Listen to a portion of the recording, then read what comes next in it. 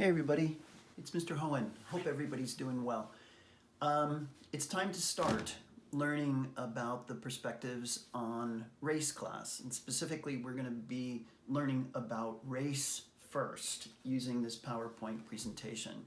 At various points throughout this video, I'm going to ask you to pause the tape, pause the video, and then answer questions that are written down on that Microsoft Word document called introduction responses, student responses to the introduction or something like that. That's available on Edmodo as well as Teams, and I'm also going to be emailing it directly to you. At various points I'll say pause the tape, answer question number 4, number 5, and so on and so forth. So please make sure that you have that document opened so that when I tell you to pause, you can just pull up that document, answer the question to the best of your ability, and then continue watching the tape.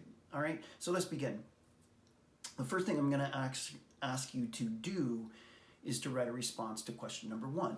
What is race? I just simply want you to, in your own words, to the best of your ability, define what you think race is. Pause the tape, answer question number 1. All right, we're back. I have 2 definitions for race. One comes by way of the dictionary, and the dictionary defines race as a category of humankind that shares certain distinctive physical traits like skin color, eyes, or hair. In other words, what you look like defines your race. All right? Now, there's another definition of race that's really, really interesting, and that comes by way of an organization called Revise Sociology. Their definition of race is a classification of humans created by Europeans, and other white people, which assigns human worth and social status using white as the model of humanity and the height of human achievement for the purpose of establishing and maintaining privilege and power. All right? So at this point, I need you to pause the tape and answer question number 2. Please do that right now. Pause the tape, answer question number 2. All right, we're back. One of the things that I hope you were curious about, which I want to talk about very briefly here, is who this organization Revise Sociology is. And as you can see by this box here, Revise Sociology is an independent website blog operated by university-level sociology professors and operated by AQA, the largest provider of academic qualifications taught in schools and colleges. So the reason why I put that up there is I want to emphasize to you, and I've talked to you about this before, that the material that we are exposed to online, we need to verify its authenticity, its truthfulness. So knowing the fact that Revise Sociology is made up of some of the smartest people who are teaching sociology at the college level, we can trust the fact that what they are publishing is accurate. It's been approved by people that are a lot smarter than us as it relates to things like anything related to sociology.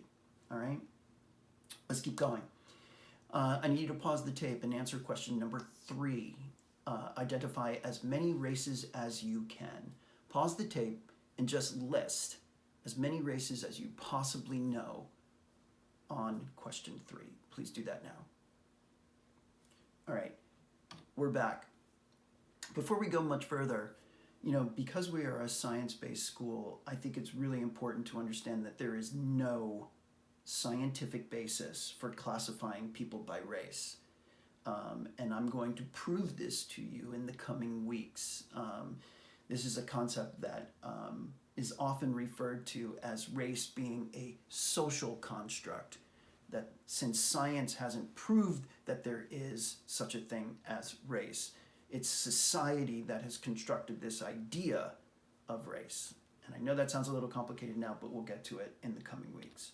Race is really more about power, and specifically power relationships between people.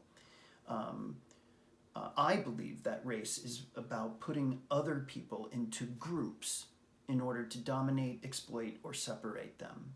And I'm going to also prove that to you in the coming weeks.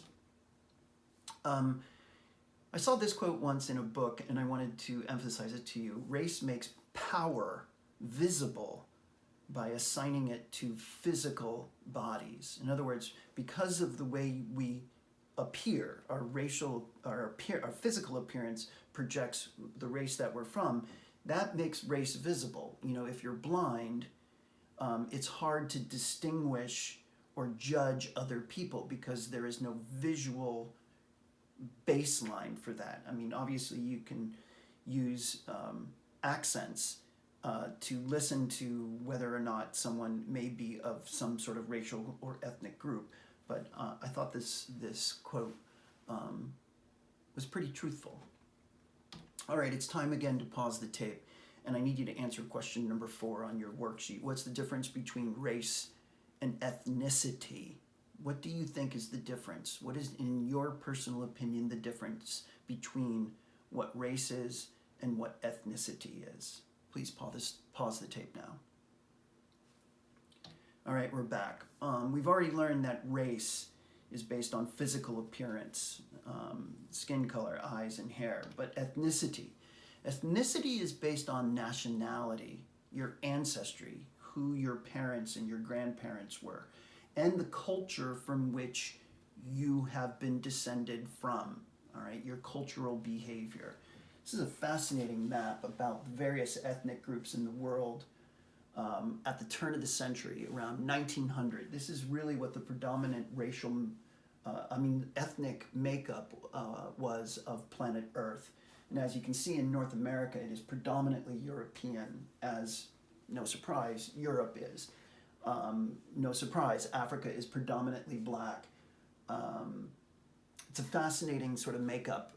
America, probably more than many other countries, is a real example of ethnic blending, sometimes referred to as a melting pot, where we have multiple ethnic groups living within the same country.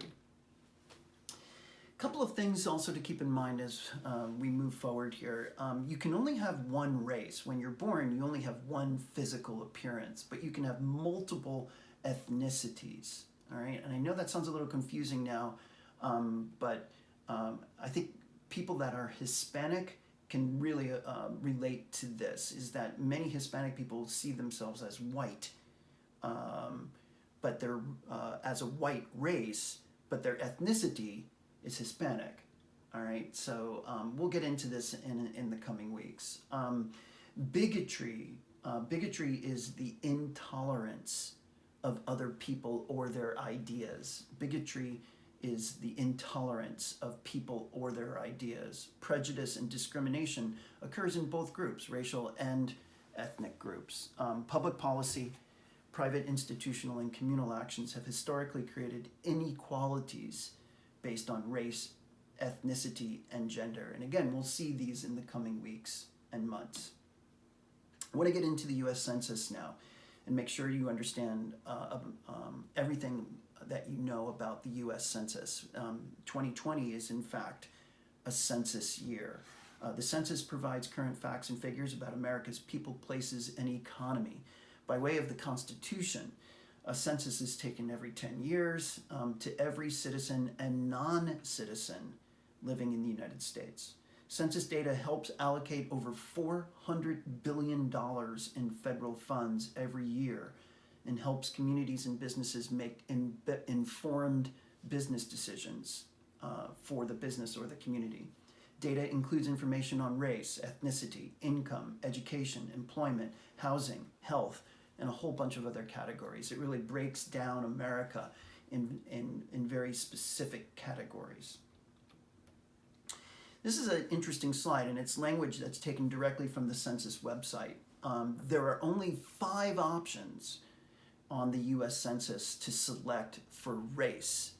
Those 5 options include American Indian or Alaska Native, number 2, Asian, number 3, Black or African American. You'll probably hear me use the term Black more than African American. African American seems to be a term that's phasing out of our culture. Number 4, Native Hawaiian or other Pacific Islander. And then number 5, white. Interestingly, there is only one option for ethnicity, and that's Hispanic or Latino. Let me read you the language that comes off the census website for that. A person of Cuban, Mexican, Puerto Rican, South or Central American, or other Spanish culture or origin, regardless of race. The term Spanish origin can be used in addition to Hispanic or Latino. And that gets back to my earlier example of how some Hispanic people see themselves as white, but then also sort of perceive themselves as an ethnic group. All right? All right, so we're getting up to question number 5 here. Let me read you the language that the Census Bureau wrote about the classification of race. What is race, according to the Census Bureau? The racial categories included in the census questionnaire generally reflect a social definition of race recognized in this country, and not an attempt to define race biologically, anthropologically, or genetically. In addition, it is recognized that the categories of the race item include racial and national origin or sociocultural groups. People may choose to report more than one race to indicate their racial mixture, such as American Indian and white. People who identify their origin as Hispanic, Latino, or Spanish may be of any race. And again, that sort of gets back to that earlier point that I was making, that Hispanic people, probably more than any other ethnic group, sort of see themselves as sort of ethnically Hispanic, but racially white. All right? And this is, again, how the census is classifying all this. At this point, I need you to pause the tape and answer question number 5. Please do that now. All right, we're back. Question number 6. And here's more information from the census site that will help you answer question number 6. The reasons why the U.S. Census Bureau collects information on race includes the following. This is language directly from the U.S. Census site. Information on race is required for many federal programs and is critical in making policy decisions, particularly for civil rights. States use these data to meet legislative redistricting principles, meaning that the data that is collected from the census will very much determine how each district within a state or even districts within a state get represented on a government representative basis. Race data also are used to promote equal employment opportunities and to assess racial disparities in health and environmental risks. All right? So at this point, I need you to answer question number 6 on that document. Please pause your tape now and answer question number 6. All right, we're back. All right, here is a video that I'm gonna ask everyone to watch on whatever device you are watching this on. Please pause this YouTube tape. Probably open up another window, or you can actually simply click the link that I provided you in the Microsoft Word document. Should open up a new window. I want you to watch this video that was produced by PBS, and it's called "Why Does the Government Need to Know My Race?" And that will help you answer question number 7. So again, watch the video, "Why Does the Government Need to Know My Race?" and then answer question number 7, and then come back to my video, which then will allow us to keep moving forward here. All right, pause the tape, watch the video, answer question 7 now. All right, we're back. As promised earlier, I wanted to get into whether or not there's a scientific basis for race, and it requires a little bit of a historical explanation here. And it goes back to the 1600s, which is really when America began to be developed as a British colony. And we, of course, had 13 colonies, 13 states. In the 1600s, European scientific theories about race were brought over from Europe over to colonial America. And it said things like the black skin was an ugly deformity, and that whiteness was the chiefest color. There was other language used by Europeans that even would classify Africans as animals. John Locke, who we studied during our civics time, actually said the following: slaves are by the right of nature subjected to the absolute dominion and arbitrary power of their masters. So slavery back in the 1600s was sort of ingrained into not just European culture, but again brought over to America as sort of normal, and sort of propagating the idea that blacks were inferior. We get up to the 1700s and the 1800s, where science begins to dig a little bit deeper into racial theories. Sam Morton, who was an American, theorized that brain size determined intelligence, and because of the skulls that he was using, white people's skulls were larger. He made the general assumption that if the skull is larger, the brain is larger, and therefore that white people are smarter than black people. Of course, that was wildly distorted because Sam Morton was using improper evidence to collect and compare various human skulls. Charles Darwin, who's perhaps one of the most famous scientists in the 20th century, used the following quote. He said in his very famous book, The Descent of Man, quote, "There is no doubt that the various races, when carefully compared and measured, differ much from each other." In other words, Charles Darwin becomes the very first famous scientist that basically says there is no scientific basis for race. We get into the 20th century where we begin to see the introduction of some very controversial programs and ideas, including things like eugenics, compulsory sterilization, which is basically government birth control, anti-miscegenation laws. I can never say that, but that's basically laws to prohibit interracial marriage. And then we also get into immigration restrictions throughout the 20th century to sort of limit certain groups of people from coming into the United States. It's at this point where I need you to watch another video. That video link is provided on your Microsoft Word document. The video is about 8 minutes long. It comes again from PBS, which is a very reliable source, and it talks about the eugenics crusade, which is a pretty outrageous period of American history, and I think you'll be really enlightened to learn more about that. So pause the tape now, watch the eugenics crusade video, answer question number 8, and then come back to my video. All right, we're back. All right, lastly here. In 2003, I think the question of whether or not there is a scientific basis for race was definitively answered by a group of international scientists in 2003.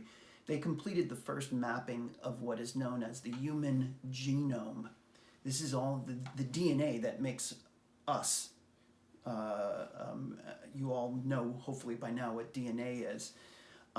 After extensive scientific work, this team of international scientists concluded that the concept of race has no genetic or scientific basis.